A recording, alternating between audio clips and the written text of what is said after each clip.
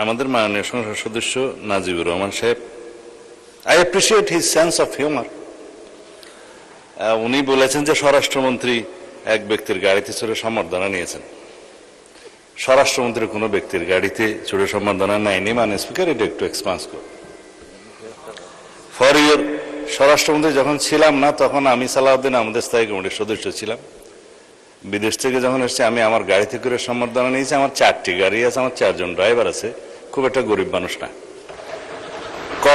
কক্সবাজার যখন আমি গিয়েছি লক্ষ লোকের সমাবেশ হয়েছিল, কোনো গাড়ি বিমানবন্দরে তেমন ঢোকার সুযোগ হয়নি। অনেক লোকের মাইক্রোবাস জিপ টিপ ছিল, একটাতে উঠলাম, ওটাতে কেউ উঠতে দিল না মাইক্রোবাস, আরেকটাতে উঠলাম, আরেকটাতে 5 নম্বর গিয়ে বলে যে এটাতে উঠে। পরে দেখা গেল সেটা একটা কোনো ব্যক্তির নামে না, 17-18 বছর আগের গাড়ি, সেটা ট্রান্সফার হয়েছে যার নামে। সেই ব্যক্তি আমার এলাকায় বাড়ি, সে আগ্রহ করে বললো এখানে ওঠেন। ওখানে আমার উচ্ছেদে বহু দামি গাড়ি উপস্থিত ছিল কিন্তু পৌঁছাতে পারেনি।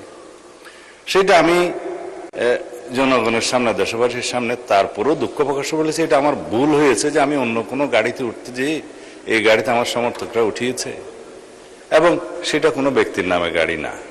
তারপরেও যদি এটা ভুল হয়ে থাকে আমি জাতির সামনে দুঃখ প্রকাশ করেছিলাম, কিন্তু সেটা ক্লিয়ার হয়ে গেছে ওই সময়। সেটা একটা পুরাতন ইস্যু, এবং সেটা আমার মনে হয় মাননীয় স্পিকার আপনি এক্সপান্স করতে পারেন, এটা আমার অনুরোধ।